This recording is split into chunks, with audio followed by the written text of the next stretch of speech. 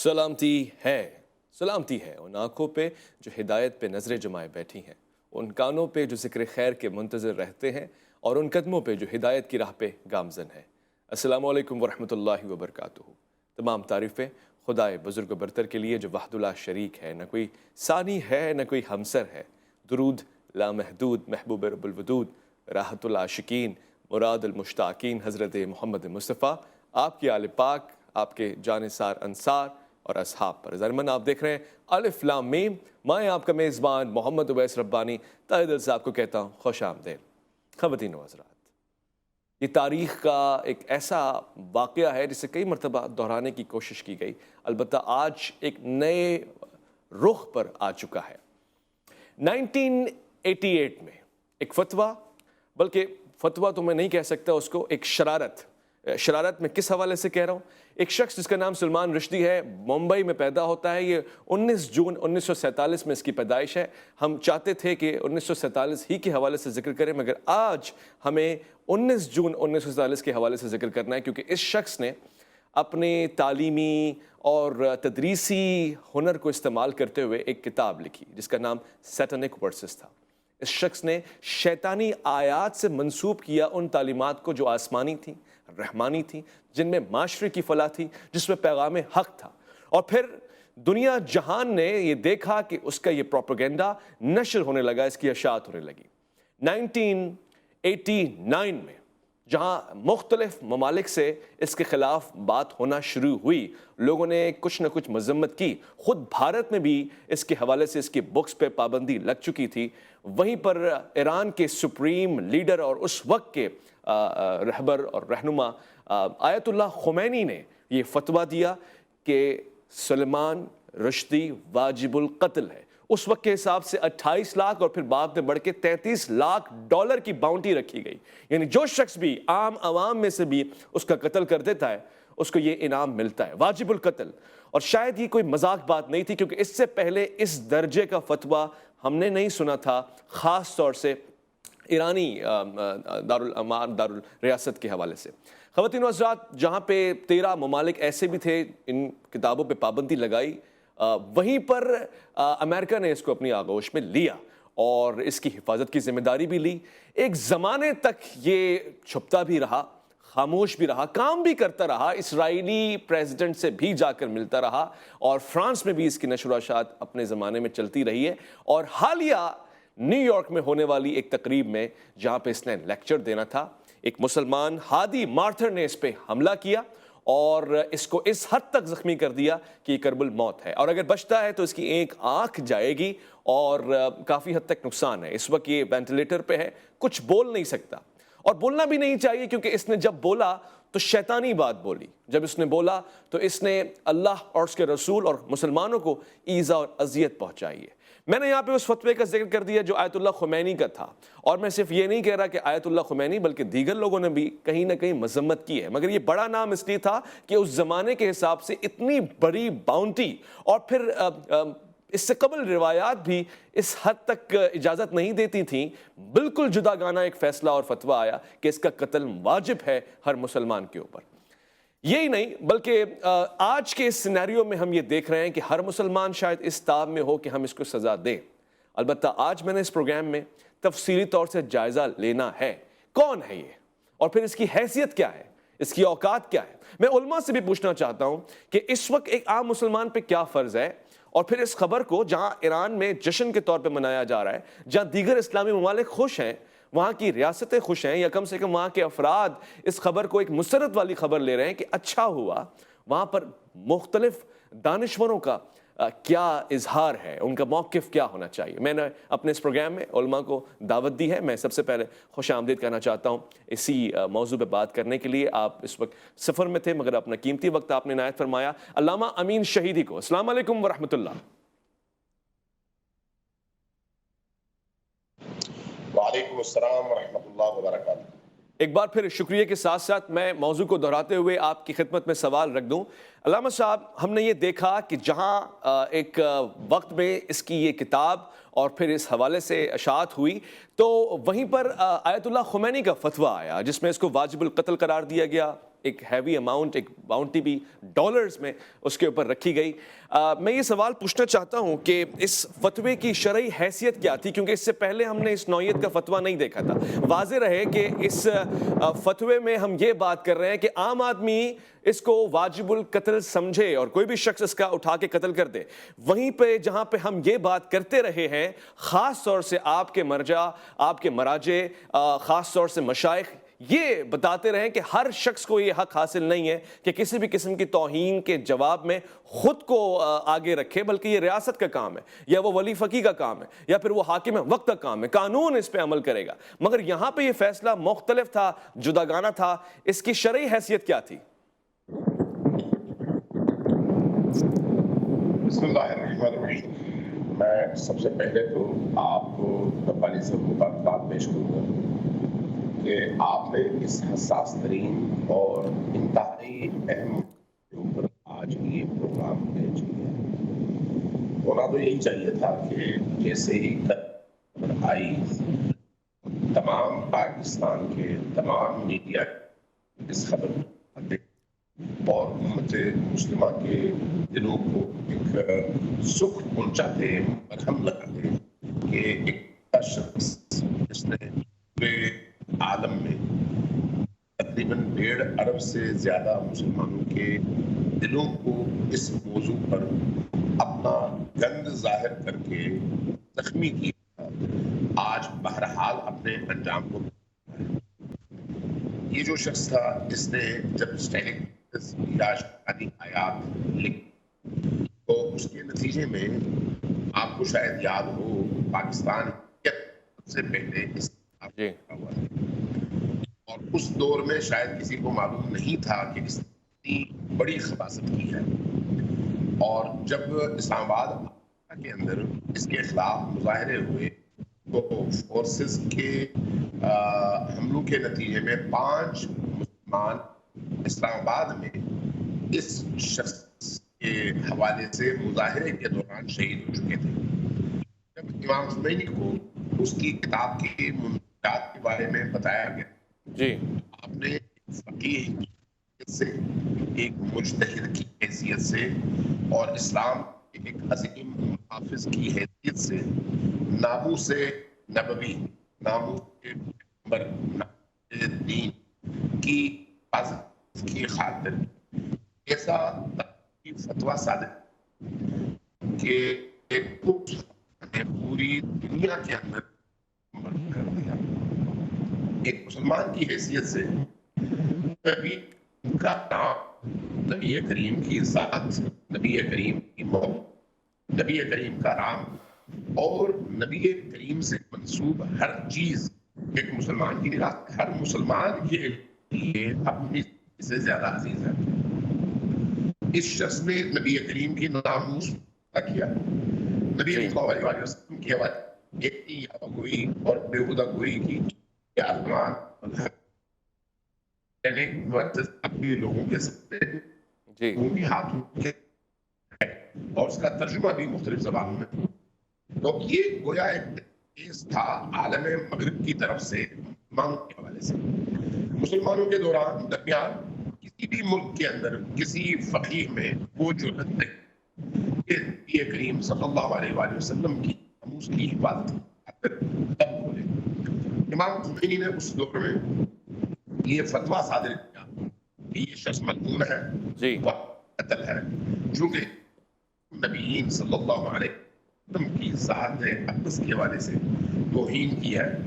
اب یہ اگر نہا دھو کر زمزم سے نہا کر آئے اور میں نے توبہ کی ہے، اس کی توبہ قبول نہیں ہے. اور جو بھی کر سکتا ہے یہ کام، وہ یہ کام ضرور کرے کہ جا کر اس پورے وجود سے اس دھرتی کو اور زمین کو پاک کرے. ٹھیک ہے. اور اگر اس راہ میں کوئی مارا جاتا ہے تو وہ یقینی طور پر اللہ کی بارگاہ میں شہید کا درجہ پائے گا. یہ امام خمینی کا فتویٰ تھا. اس فتویٰ کا جو رد عمل آیا وہ بڑا عجیب و غریب تھا کہ پوری دنیا کے ممالک جن کا تعلق ویسٹ سے تھا، امریکیوں سے تھا اور جن کے امریکی مفادات تھے، انہوں نے اس فتویٰ کو نشانہ بنانا اور اس کے نتیجے میں پورا یورپی یونین ایران کا بائیکاٹ. ٹھیک ہے، میں علامہ صاحب اس بات کو تو سمجھ گیا. یقیناً لائق تحسین ہے جو فتویٰ آیا اور جو رد عمل تھا اس وقت آیت اللہ خمینی کا. آپ سے لاکھ اختلاف صحیح بحیثیت مسلمان، کچھ چیزوں سے، بہت سارے چیزوں سے میں اختلاف کر سکتا ہوں، مگر آیت اللہ خمینی کے اس فتوے سے جو سلمان رشدی کے خلاف تھا اور جو جرت، استقامت، بہادری اور شجاعت کا مظاہرہ آپ نے اس وقت کیا اور دنیا اسلام کی نمائندگی کرتے ہوئے آپ نے پیغام اپنا پہنچا دیا فتوے کے ذریعے، میں اس کی حوصلہ افزائی کر رہا ہوں. مگر آج میں کچھ اور جاننا چاہ رہا ہوں. میں یہ جاننا چاہ رہا ہوں کہ اس فتوے کی شرعی حیثیت کیا تھی، کیونکہ عام طور سے ہم یہ نہیں کہتے ہوتے کہ کسی بھی عام آدمی کو یہ حق حاصل ہے. اگر حاصل ہے تو پھر تو واقعی اس کی کتاب بہت ذرا شر پھیلانے والی ہے. میں ایک وقفے کی طرف جا رہا ہوں، لوٹ کر آؤں گا، مختلف زاویے سے دیکھنے کی کوشش کروں گا اور اپنے ناظرین کو بتا دوں کہ یہ بہت ہی حساس موضوع ہے. کسی نے بھی اب تک اطمینان سے جرات نہیں کی ہے کہ اس پہ پروگرام کرے، یہاں تک کہ کچھ علماء کرام کو میں نے کال لگائی، مفتی منیب الرحمان صاحب کو میں نے کال لگائی ہے، انہوں نے اس بار بھی یہ کہا کہ میں مصروف ہوں، اور دیگر علماء نے کہا کہ بھائی ہمیں امریکہ بھی جانا ہوتا ہے، سفر بھی کرنا ہوتا ہے. مگر میں تحمل کے ساتھ معتدل گفتگو کرنے کا خواہش مند ہوں. الف لام میم میں آپ کا انتظار ہے.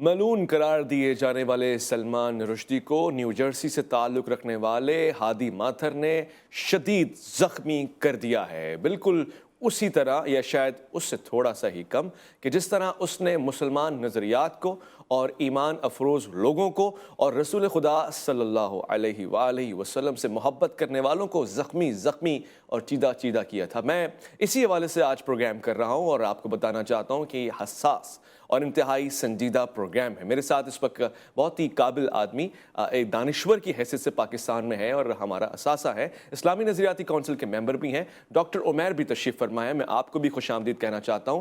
اور یہ سوال میں نے علامہ صاحب سے پوچھا ہے، میں علامہ صاحب واپس اپنے سوال کے دوسرے حصے پہ آ جاؤں نا، کہ یقیناً خراج تحسین پیش کرتے ہیں اور صرف میں ہی نہیں، عالم اسلام سلوٹ کرتا ہے آیت اللہ خمینی کے اس فتوے کو کہ جس میں اسلام کی نمائندگی ہو رہی ہے. اور آپ نے بتایا کہ اگر وہ زمزم سے بھی نہ کر آ جائے تب بھی وہ قبول نہیں ہے. مگر یہ کہ اس سے برعکس نظر آتا ہے جب ہم دیگر مسائل میں دیکھتے ہیں، وہ لوگ جو توہین کرتے ہیں، شدت کی توہین، ان کے لیے ہم یہی تو کہتے ہیں کہ ریاست کام کرے گی اور کوئی ایسا حکومتی فیصلہ آئے گا، عام آدمی قانون اپنے ہاتھ میں نہ لے. تو یہاں پر تو اس عام آدمی نے قانون ہاتھ میں لیا ہے، پھر یہ فتویٰ اتنا مختلف کیوں ہے جو سلمان رشدی ملعون کے حوالے سے ہے؟ آپ مجھ سے پوچھ رہے ہیں یا ڈاکٹر عمیر صاحب؟ میں علامہ صاحب آپ سے بھی یہ سوال پوچھ رہا ہوں، پھر ڈاکٹر صاحب سے بھی یہ سوال پوچھوں گا. جی چلے، ڈاکٹر صاحب بول رہے ہیں. میں یہ پہلے ڈاکٹر صاحب سے پوچھ لیتا ہوں. ڈاکٹر صاحب یہی سوال ہے تاکہ ایک براہ راست سوال کا ایک الگ لطف ہوتا ہے. ہم یہی سنتے آئے ہیں نا کہ بھائی ہر آدمی قانون ہاتھ میں نہ لے. آپ آیت اللہ خمینی کے اس فتوے سے متفق ہیں جس میں وہ کہہ رہے ہیں کہ قتل کر دیا جائے، 28-33 لاکھ ڈالر اس کو دیے جائیں جو یہ قتل کرے، واجب القتل قرار دیا گیا ہے سلمان رشدی کو. اس پہ آپ کی کیا رائے ہے؟ بسم اللہ الرحمن الرحیم. محمد الرسول اللہ صلی اللہ تعالی علیہ وآلہ وسلم ہمارے دلوں کا قبلہ ہیں، ہمارا ایمان ہے، ہماری جان ہے. اور اگر کوئی شخص ذرہ برابر بھی محمد الرسول اللہ صلی اللہ علیہ وسلم کی شان اقدس میں توہین کا مرتکب ہوتا ہے، اس پر اللہ اس کے تمام رسولوں اور اہل ایمان کی لعنت ہوتی ہے. بے شک شیطان رشدی ایک ملعون، خبیث، ناہنجار اور نہایت ہی گندہ دہن قسم کا شخص ہے، اور اس کی تحریروں سے جو غلاظت ہے، گندگی ہے، بدتمیزی ہے، بد تہذیبی ہے، بے ادبی ہے، اس کا اظہار ہوتا ہے. یہاں تک کہ سیٹینک ورسز کے حوالے سے 1988 سے جو پوری دنیا کے اندر بلاسفیمی کی ایک مہم کا آپ آغاز دیکھ رہے ہیں، یہ شخص اویس بھائی امپورٹنٹ اس لیے ہے کہ اورینٹلزم کی تحریک جو کولونیل پیریڈ سے چلی آ رہی تھی، جس میں ہم دا فرسٹ انسائکلوپیڈیا آف اسلام کو بھی دیکھتے ہیں، جس میں ہمیں کچھ ایسے دیگر لوگ بھی دکھائی دیتے ہیں جو ایک بظاہر ریشنل انداز سے اسلام سے متعلق کوئی کرٹیسزم پیش کرتے ہیں، لیکن سلمان رشدی نے تمام تر ادب کی حدود کو پامال کرتے ہوئے نعوذ باللہ من ذالک محمد الرسول اللہ صلی اللہ علیہ وسلم کے نام مبارک کو بگاڑنے کی کوشش کرتے ہوئے باقاعدہ پورا ایک باب لکھا. حضرت ام المومنین عائشہ صدیقہ رضی اللہ تعالی عنہا کے نام مبارک کو لکھ کر پورا ایک باب توہین آمیز جو ہے وہ تحریر کیا. قرآن مجید کی توہین کی، مذاق اڑایا. حضرت جبریل علیہ السلام کی نعوذ باللہ غلیظ ترین توہین کی، اور قرآن مجید کی آیات مقدسہ کو نعوذ باللہ من ذالک توہین اور استہزاء کے مقام پر لا کر کھڑا کرنے کی مذموم کوشش کی. آپ دیکھیے کہ arch bishop of Canterbury doctor Robert روسی نے جب 1988 میں یہ کتاب شائع ہوئی تو صرف مسلم دنیا سے نہیں بلکہ پوری کرسچن ورلڈ کی طرف سے، خاص طور پر میں آرچ بشپ کی بات کر رہا ہوں، کہ ان کی طرف سے یہ بیان آیا کہ I understand their feeling and I firmly believe that offense to religious belief of the followers of Islam or any other faith is quite as wrong as offense as to religious beliefs of Christians.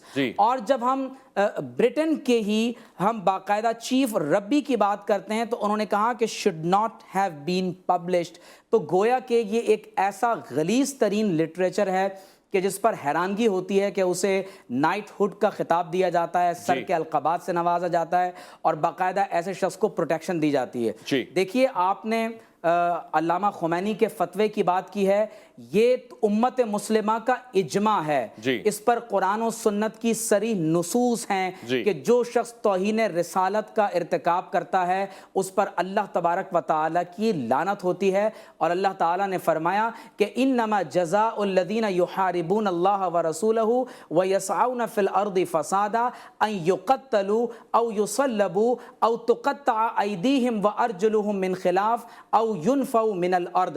تو قابل توجہ بات یہ ہے کہ جو فتویٰ ریاستی سطح پر علامہ خمینی کی طرف سے دیا گیا ہے، پوری امت مسلمہ کی طرف سے یہی موقف ہے، اس پر کنسنسس ہے، اس میں کسی ایک فرد کا بھی کوئی اختلاف نہیں ہو سکتا. میں یہاں پر ایک بات کہنا ضروری سمجھتا ہوں کہ سلمان رشدی کی اس کتاب میں آپ دیکھیے کہ برٹش ویمن کے ساتھ یہ کہا گیا کہ ان کا کام ہی یہی ہے کہ ان کے ساتھ بدکاری کی جائے اور انہیں سڑکوں پر پھینک دیا جائے. یہ سلمان رشدی کی کتاب سیٹینک ورسز میں لکھا ہوا ہے.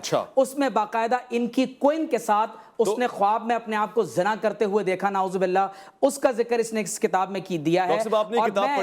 اور میں اس گالی کا نام نہیں لے سکتا ورنہ میرا دل تو کرتا ہے کہ میں انگریزی میں وہ گالیوں کی فہرست آپ کے سامنے بیان کروں کہ 50 سے زائد مرتبہ کتنی غلیظ ترین گالیاں اس نے دنیا کے مختلف ممالک سے تعلق رکھنے والے لوگوں کو دی ہیں. ڈاکٹر صاحب آپ نے اس کتاب کا مطالعہ کیا ہے، آپ نے خود بھی پڑھی، کیونکہ ہم سنتے ہیں علماء سے کہ اس کتاب کو پڑھنے کی ضرورت نہیں ہے، پڑھنا ہی نہیں ہے.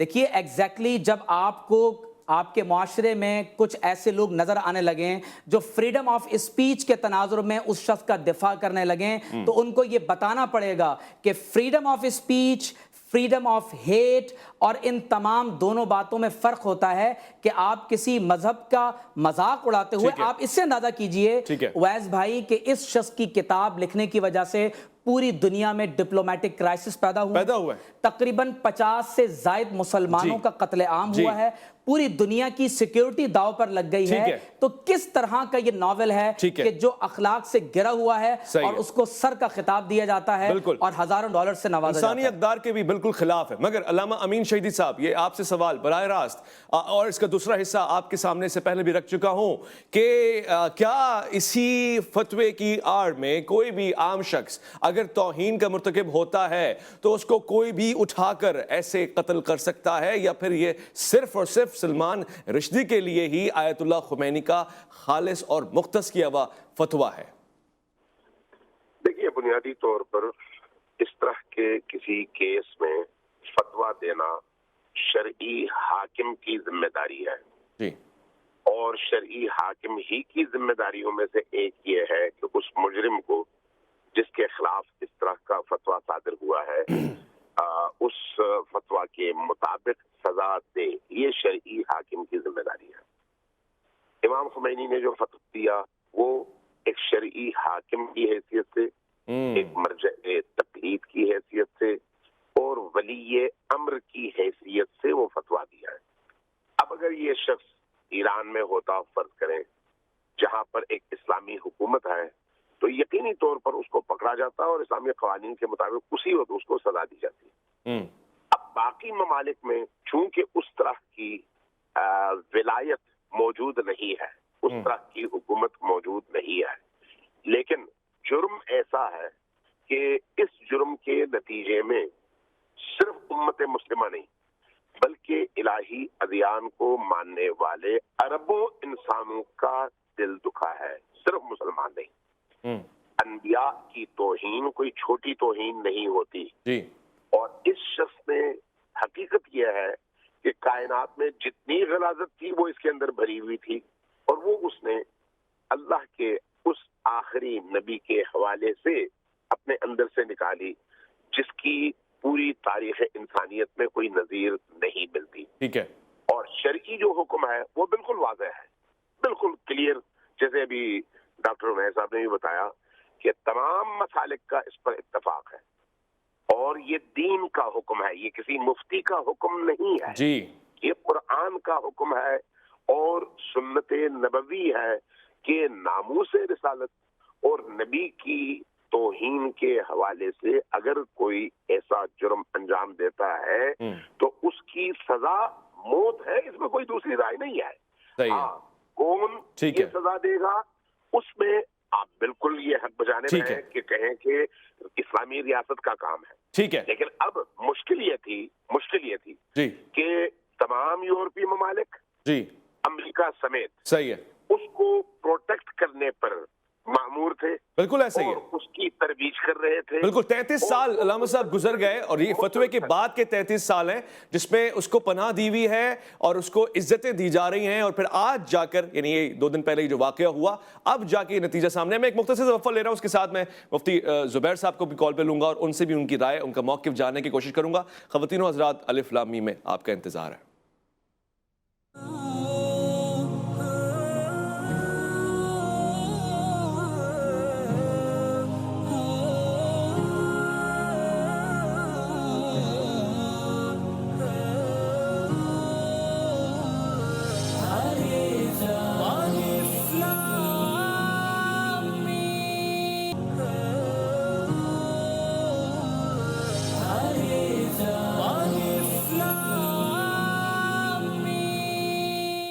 الف لام میم میں خوش آمدید. ہادی ماتر جس نے یہ فعل انجام دیا، ابھی یہ سلسلہ جاری و ساری ہے، پروگرام میں یہی بات ہو رہی ہے، مگر ایک پل کے لیے رک کے ٹھہر کے. مفتی زبیر صاحب اسلامی نظریاتی کونسل کے ممبر بھی ہیں، بہت ہی قابل آدمی ہیں، دانشور آدمی ہیں، اور سب سے بڑھ کے یہ کہ معتدل رائے دیتے ہیں اور بھرپور امت مسلمہ کی جذبات کی نمائندگی کرتے ہیں. سب سے پہلے ڈاکٹر عمیر صاحب آپ کو سلام ہے، مفتی زبیر صاحب آپ کو سلام ہے، اس سے قبل علامہ امین شہیدی صاحب، کیونکہ اس موضوع پہ بات کرنے کے لیے لوگ آ نہیں رہے، اویلیبل نہیں ہے، ڈرتے ہیں، اور پتہ نہیں کیا خوف ہے کہ شاید ان کا ویزا نہیں ریجیکٹ ہو جائے گا یا سفر نہیں کر سکتے، کیا مسائل ہیں. بہرحال آپ نے اگر اس کا انتخاب کیا تو میں آپ کو سلام پیش کر رہا ہوں. مفتی زبیر صاحب، کیا رد عمل ہونا چاہیے خاص طور سے ہادی ماتر کو لے کے، آیت اللہ خمینی کے فتوے کو لے کے، اور پھر آج جو جس منطقی انجام تک وہ پہنچا ہے، اس حوالے سے کیا کہنا ہے آپ کا؟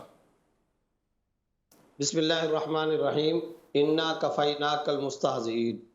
گزارش یہ ہے کہ سلمان رشدی اس شخص کا نام ہے کہ جب ہم بالکل بچے تھے، بچپن کا زمانہ تھا، اس کا نام دنیا میں ایک مہلک اور ایک موذی کے طور پر سامنے آیا تھا. یہ نفرت کا ایک علامت نشان بن کر کے سامنے آیا.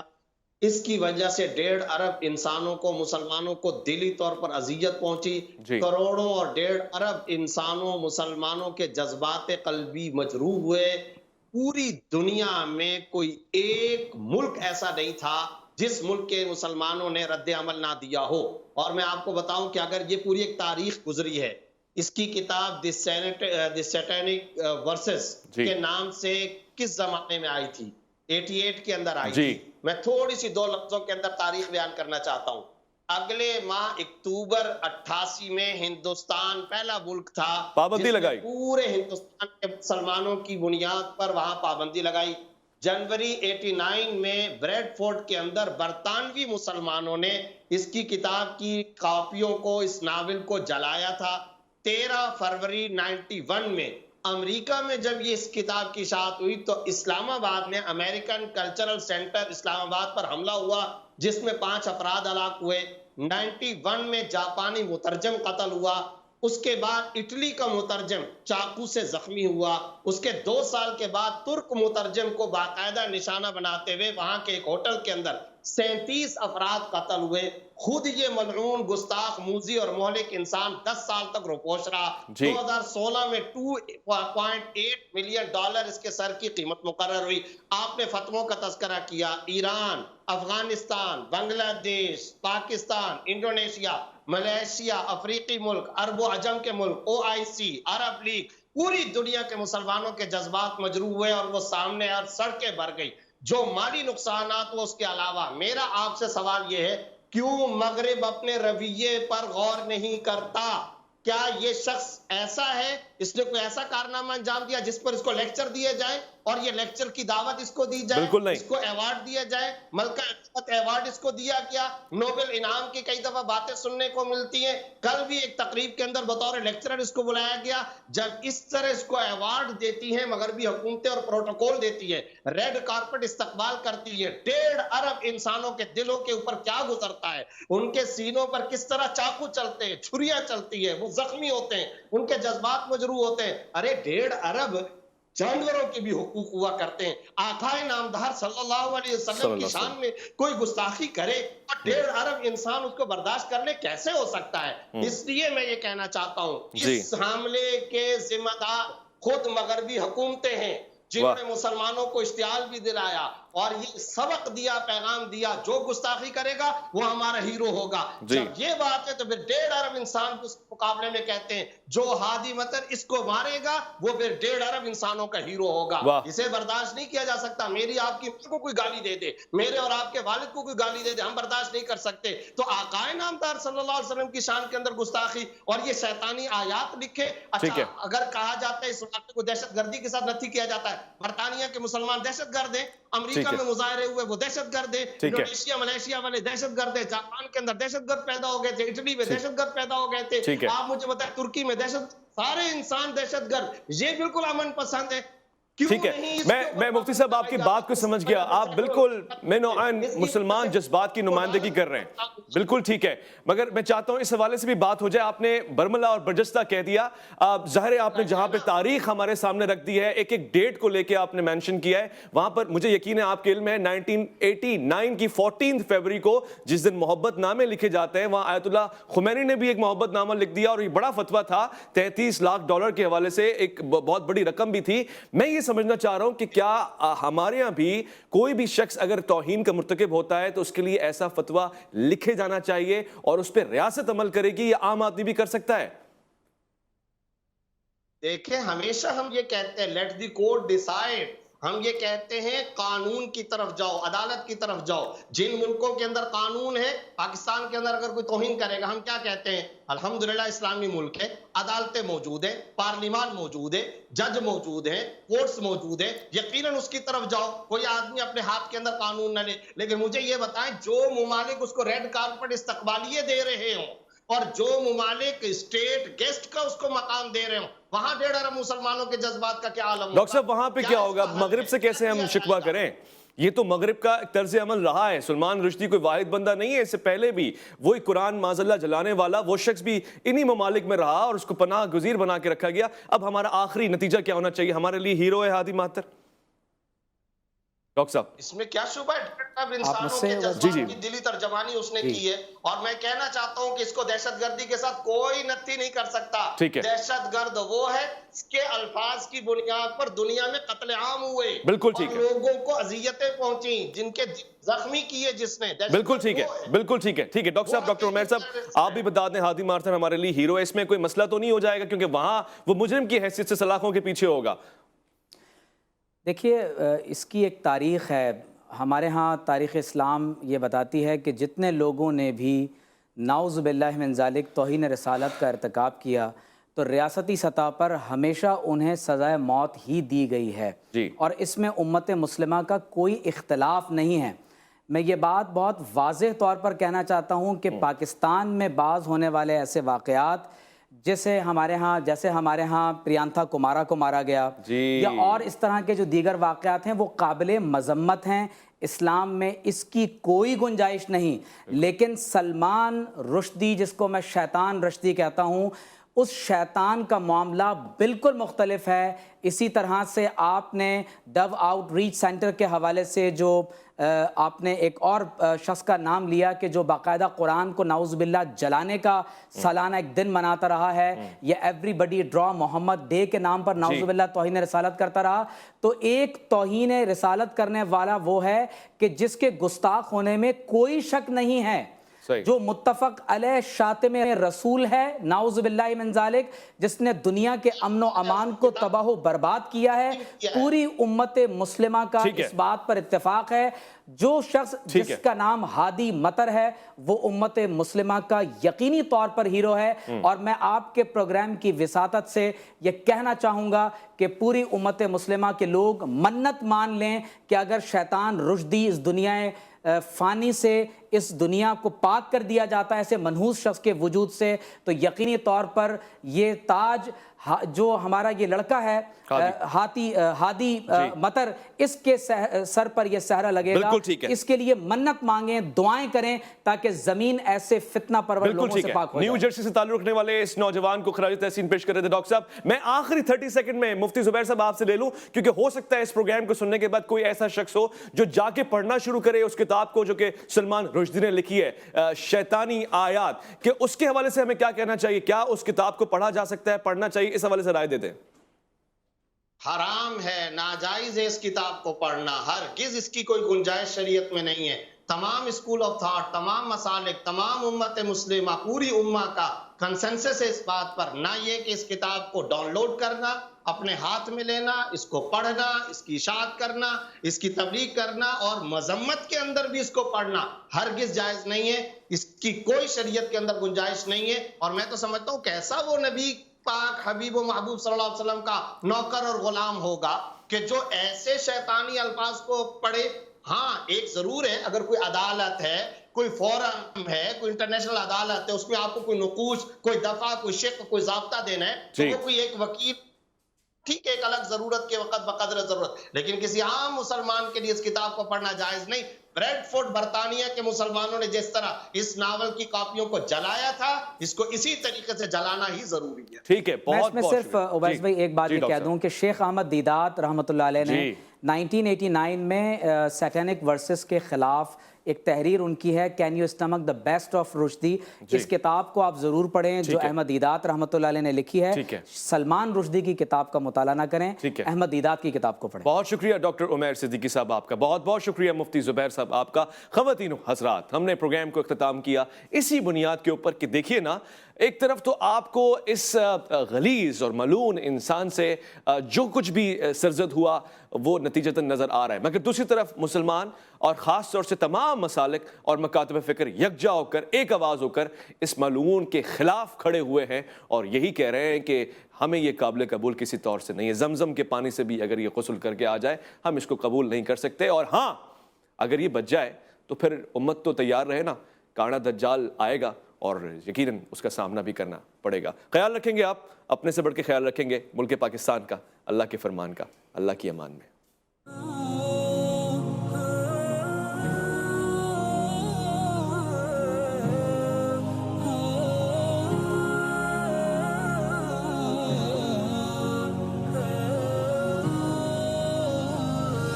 Alif Lam